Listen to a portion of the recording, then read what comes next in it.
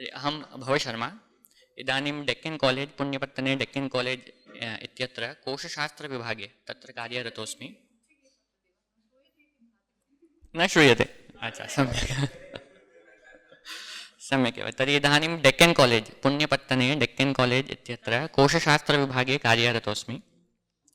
तत्रैव किञ्चित् प्रयत्नः प्रचलति। एवं before all this gets started, so मम अत्र अस्मिन् कार्यशालायाम् अथवा अनुसन्धानपद्धति इति यः प्रकल्पः अस्ति तत्र मम परिचयः नाम इन्ट्रोडक्षन् एव सप्ताहद्वय प्राक् एव जातम् इत्युक्ते 2 weeks back I was informed that something like this is going on, and 1 week before I was actually properly invited here, and on Sunday I heard all this for the first time. What is going on? What is to be done? So I have come here as a learner, not as a presenter. However, what is being expected from me is that Purva Mimamsa Shastra has not been dealt here in this till now. So something should be done in Purva Mimamsa Shastra, and that I will be trying to present here as much as possible.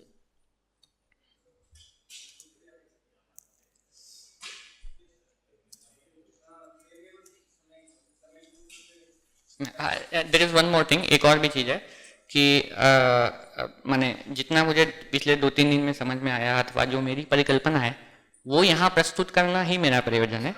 उसका संशोधन आप लोग सब करें, ये मेरी अपेक्षा है। और अंत में प्रश्न ऐसा कुछ नहीं है, जब आपको जो समझ में आए मुझे बता दीजिए, मुझे लिखने में आसानी होगी कि इस तरह से सोचना है या इस तरह से आगे विचार करना है, तो उसके लिए रुकने की आवश्यकता नहीं। The Shastra of Purva Mimamsa. So something about Shastranusandhana Paddhati, which is actually research methodology in modern terms. About that, something needs to be said about Purva Mimamsa Shastra. What is the Paddhati there? Now, before, okay, fine. So what I think is I will share my ideas, what I think, and it should be corrected by all of you as you think. So there can be 2 ways of approaching this whole Anusandhan Paddhati, this whole prakalpa. So first we must be aware of the research methodology terminologies, and then trying to find the equivalence in the Shastra and then try to apply it. So wherever first we must know RM terminology and then apply it to our Shastra. The second way can be identifying Shastra terminology and finding its relevance to RM. So that can be the second way. But in both the ways, the common element is that we must be aware of Shastra terminology and we must also be aware of RM terminology. The difference in both the ways is, if we follow the first way, then we are only creating a research methodology with Shastra terminology, which is already existing. The way in the second is that we are trying to find Shastra methodology but only applying RM terminology. So that would be 2. So I will prefer the second method, and in the second method how I am approaching Mimamsa Shastra is, wherever there are any terminology that resonates with the RM terminology, I am trying to highlight that. For example, when I am reading Purva Mimamsa, if there is a word called Jigyasa, so I take it as inquiry. If there is a word called sadhan, I take it as means or instrument. If there is a word called pramana, I take it as validation. If there is a word called vishaya, I take it as field or area of research. If there is a word called sanshaya, I take it as a research question. If there is a word called prayojan, I take it as possible outcome. And if there is a word called sambandha, I take it as the means that I applied for the outcome or the question which will lead to that particular outcome. So if I need a particular outcome, the question should be right, which will finally, if you solve that question, you can lead to that possible outcome. So that is how I want to see the Purva Mimamsa terminology and read it again, because this workshop expects us to read the Purva Mimamsa text again with this particular drishti. Now, out of all these things, what I want to concentrate, or what I could see in the last 4 days, was just one basic question. And that one basic question is, inquiry or jigyasa. That is the only thing. In all the Shastra, including Purvamimamsa, but I will talk only about Purvamimamsa, the base for the whole of the Shastra is inquiry. That is the base. And what is the base? Athato dharma jigyasa. So jigyasa is the base for the arambha of the whole Shastra. But this jigyasa or just one point is not alone. When there is a jigyasa, there are at least 5 or 6 other elements that come with jigyasa. What are those? So when there is a jigyasa, jigyasa is a savishayak padartha, as we are all aware about. So whenever there is a jigyasa, there will always be a question, jigyasa about what? That will define our field. So the field for Purvamimamsa, for jigyasa, is dharma, because it is going to do dharma jigyasa, and therefore the first determination for any kind of research would be identification of the field. So that I take it as dharma jigyasa, and known by source I have written everywhere how I am getting to this particular point. So athato dharma jigyasa, there is Shabal Bhashya, etc. Second is, whenever there is a field, so identification of field is already there, dharma jigyasa, but why is there a jigyasa? Why should be there a jigyasa about dharma? So that would be my cause of inquiry in the field. Why should I inquire?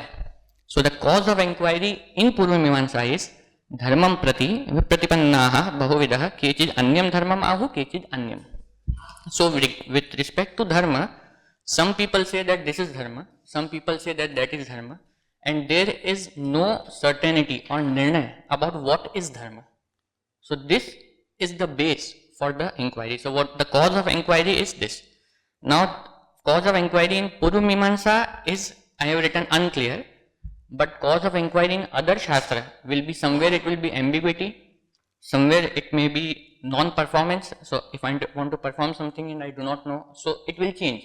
But for Purvamimamsa, presently the cause for inquiry is that it is unclear. So that I can get.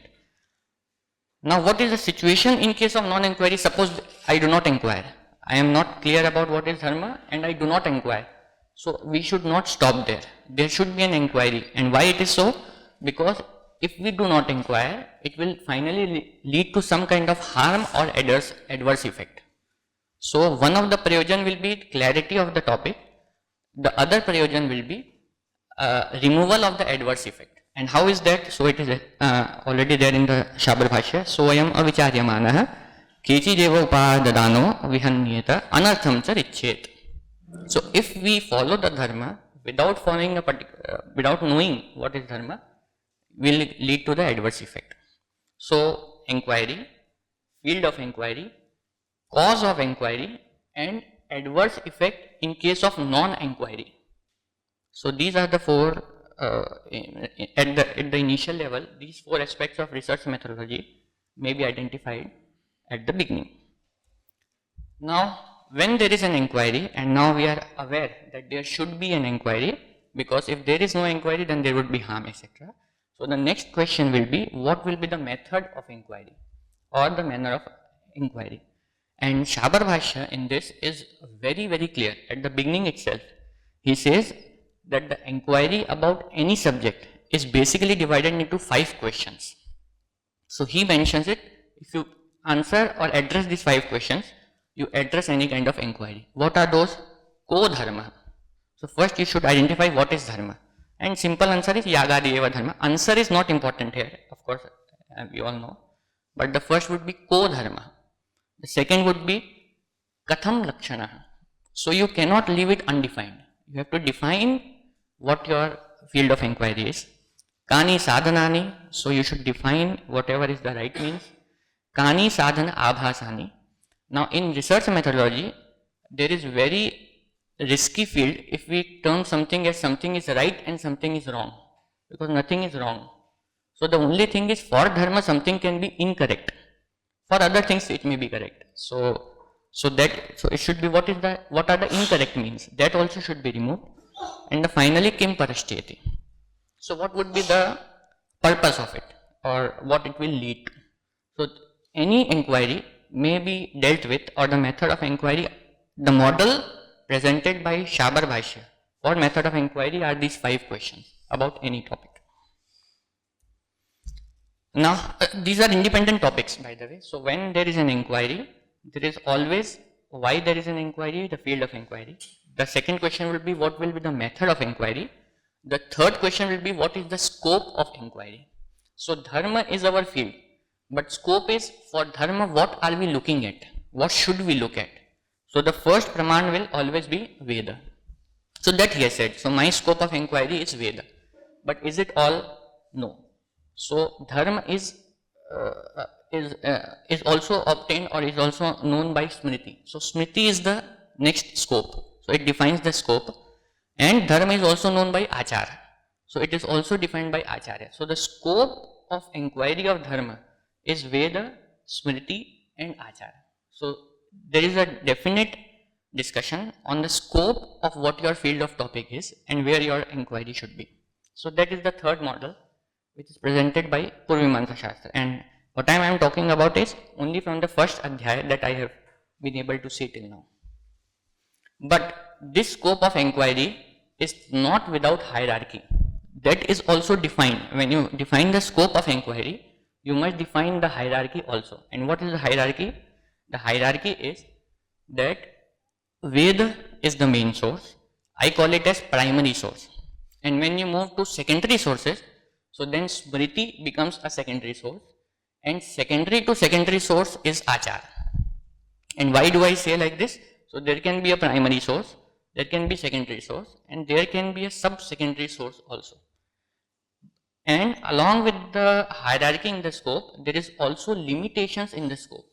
And what are those? So those limitations are Smriti and Achara may be accepted as a means of knowing dharma, but only when they are aviruddha.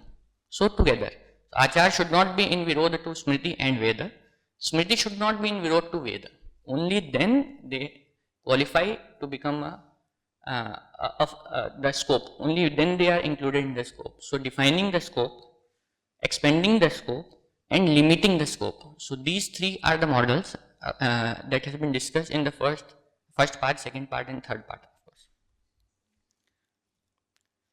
Now, I could only discuss till this point. So, these are the 3 or 4 questions that I could address, whatever I have read in the last 3 or 4 days. But there are other topics, subtopics also, about which I have some idea, but I have not written something here. So, first would be whenever there is an inquiry, there is always some kind of general assumptions. For example, if we are finding the boiling point of water, so it is 100 degree centigrade or whatever it is, but you always have to write under normal pressure and temperature. Only then the boiling point of water is 100 degree temperature. So without assumptions, none of the inquiry goes, because you cannot go on questioning the assumptions. If you go to the mountains, then it is not 100 degrees, so there can be no Siddhanta at the end. So for Siddhanta, there are basic assumptions. For Purvamimamsa, the basic assumption is, as Shabar Bhashya states in the very first pankti. That is the kind of beauty of Shabar Bhashya. So he states, Loke yeshu artheshu prasiddhani padani sati sambhavetani tadarthani eva sutreshu iti avagantavya. So that is the general assumptions. Ki whatever words are obtained in the sutra, they should be taken as meaning whatever they mean in the worldly affairs. But we should be aware of 2 things. He also gives a negative reminder. Na adhyaradibihi tesham parikalpaniya artha. So we should not try and go on parikalpaniya artha. We should not go on defining our own meanings to that. Na paribhashitavyo va. So there is no need of giving our own explanations to words that we get in the Shastra. The word in the Shastra should be explained on the basis of the Shastra itself, not on the basis of our own explanation. So that is the limitation that is given by Shabar Bhashya in the very first pankti. Then of course there is Adhikarana Paddhati, which everybody is aware of. So whenever there is a Sanshaya, it should be divided into 5. So there should be a topic of Sanshaya, Vishaya, there should be Sanshaya, there should be Purvapaksha, Uttarapaksha, Sangati, etc. etc. That I am not saying because it is very common, it is everywhere. Then there is Adhikarin, as one of the questions would be there, and that needs a knowledge or skills. I take it as words as knowledge and skills. And what is that? So Upakaraka Shastranam Jnanam.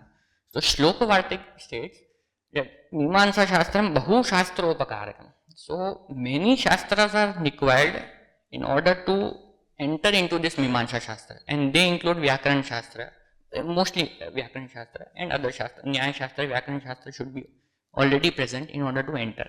Similarly, the field which we are trying to enter, they need some prior requirement or skills. So that is one of the models is given. बहु शास्त्रोपकारक मीमांसा शास्त्रम इदम बहु शास्त्रोपकारकम something.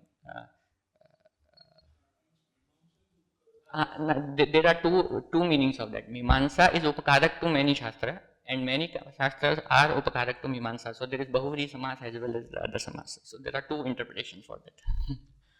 So in both the ways it works. But here, because we need this, so I am saying this side. Then there is also, although we say there is Shastra, for example, I will be discussing about Mimamsa Shastra, but no Shastra occurs in individuality. They occur in relation to other Shastra also. But those other Shastra must be included in the perspective of answering the question which is present here, not in going into those Shastras. For example, if we are the main Shastra, the main inquiry of Mimamsa is Anushtanam, because Dharma is to be known and there should be Anushtanam of Dharma. For that, we must know the meaning of the Vedic sentence. So comes the Vakyartha Shastra, because that Anusthana will be, unless we know the meaning, it is not there. So it becomes a sentence science, if you want, Vakyartha Shastra, sentence meaning science or verbal cognition science. Then this Vyakaran Shastra or Vakyartha Shastra will require to know the meaning of the words also, and therefore there will be Pravritti of Shabda Shastram also, which will include Vyakaran in Purvamimamsa. But it should come only to answer questions which are relevant to Purvamimamsa of Anusthana or Vakyartha Shastram, not in entering into the questions of Vyakaran Shastra in Mimamsa Shastra. And then again it will come to Kosha and Paribhasha. So those are also Paribhasha. When I say, so I mean, so for example, there is Yava Varaha Adhikarana. So if that is the problem, if Yava and Varaha, then we look for Paribhasha in the Shastra itself. But suppose if Pika Nema Adhikarana, if there is no Paribhasha in the Shastra, then we go to Prayoga. What is Laukik Prayoga? Then that is also included in the Shastra. So whatever is necessary to get the meaning, to reach to the final end, Anushtana Shastra. That is how Purvamimamsa looks at interrelation of subjects, interdisciplinary subjects. That is how they are introduced in Purvamimamsa. So this is one of the models. And similarly, classification is also one of the models of Purvamimamsa.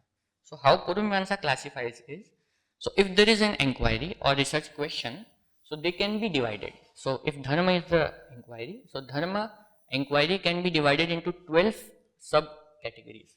So those 12 subcategories is, the first category is of course Pramana.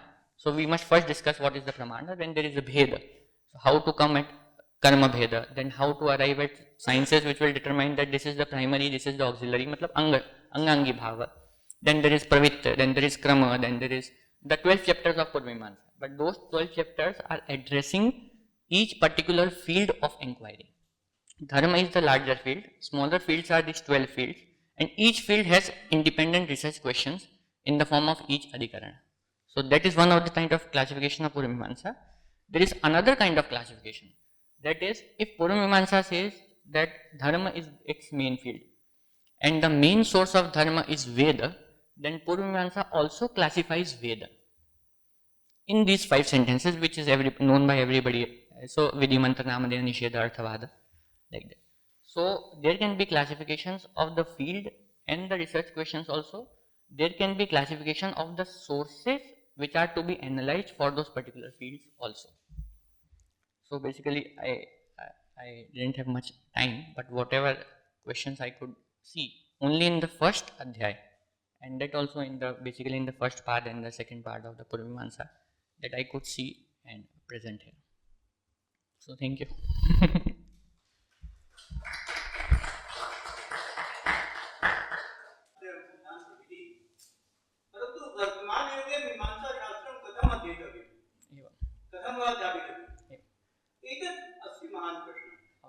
मीमांसाशास्त्रं यत् शास्त्रे विवृतं तत् वर्तते तत् प्रतिपङ्क्ति अस्माभिः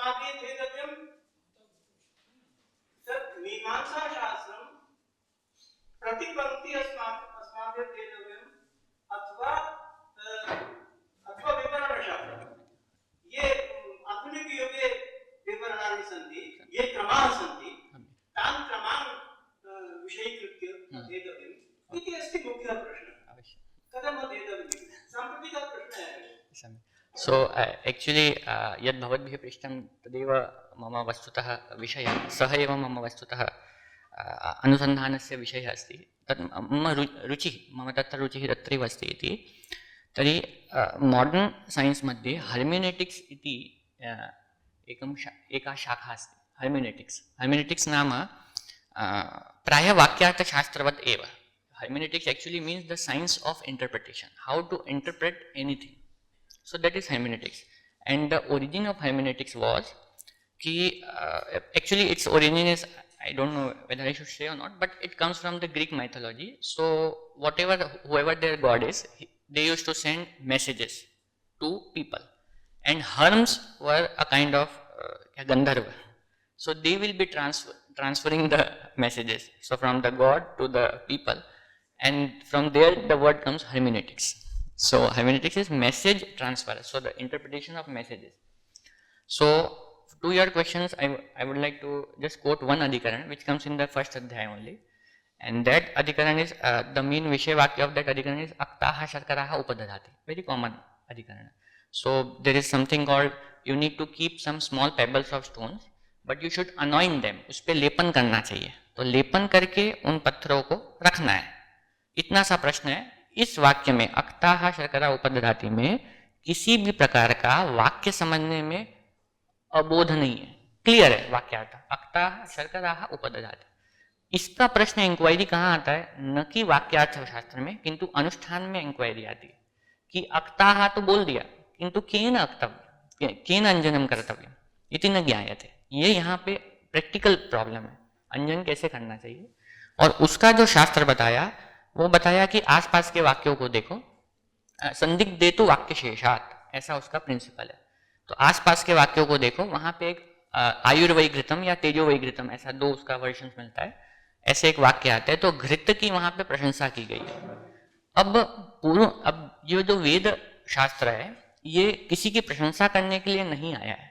तो अगर घृत की प्रशंसा की जा रही है, इसका मतलब कि उसका कहीं ना कहीं पे उपयोग करना है, नहीं तो प्रशंसा करने के लिए तो कोई अंत ही नहीं है, किसकी भी प्रशंसा करते जाओ। इंद्र की प्रशंसा आती है, इसका मतलब इंद्र का कर्म करना है। उसी तरह से घृत की प्रशंसा आती है, मतलब उसको कहीं ना कहीं अनुष्ठान में उपयोग करो।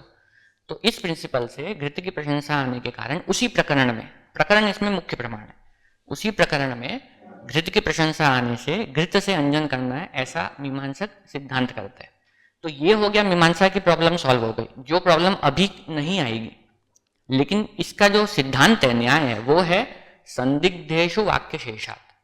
ये न्याय जो है, ये किसी भी प्रकरण में लगने वाला न्याय है। अगर संदेह हो, संदिग्धेषु स्थलेषु वाक्य शेषात, वाक्य शेष नाम यद प्रधानम वाक्यम अस्ति तद अन्यानि वाक्यानि यानि सन्ति तम आदाय, तानि आदाय तत्र वाक्य शेषात तस्य निर्णयः कर्तव्यः। Now this is applicable to all the text in general.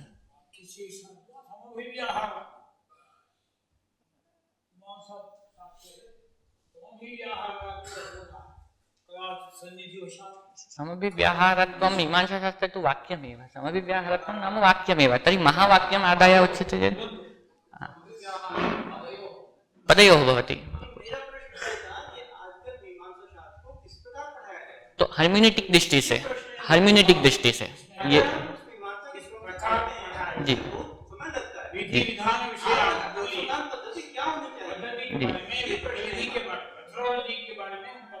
जी जी जी जरूर जरूर। तो मेरा सरल उत्तर तो ये, हर्मेनेटिक्स की दृष्टि से मीमांसा शास्त्र को देखना चाहिए। अभी तक जितने भी मैंने मीमांसा शास्त्र के विषय बोले, एक भी अधिकरण वहां पे नहीं बोला। जहां पे भी ये बोला मीमांसा में क्लासिफिकेशन पद्धति क्या होती है, इंक्वायरी क्या होती है, इंक्वायरी करने के लिए क्लासिफिकेशन कैसे करना चाहिए, इस सब में ये मीमांसा की सोचने की पद्धति है। जब भी एक संशय आए तो क्या करना चाहिए, संशय के विषय को जानना चाहिए, उसके प्रमाणों को जानना चाहिए, उसमें उसके लिमिटेशंस को समझना चाहिए और उसके एप्लीकेबिलिटी को लिमिट करना चाहिए। इस दृष्टि से कुछ विचार किया जा सकता है। और आप कुछ बताइए मुझे, मैं तो सीखने आया हूँ।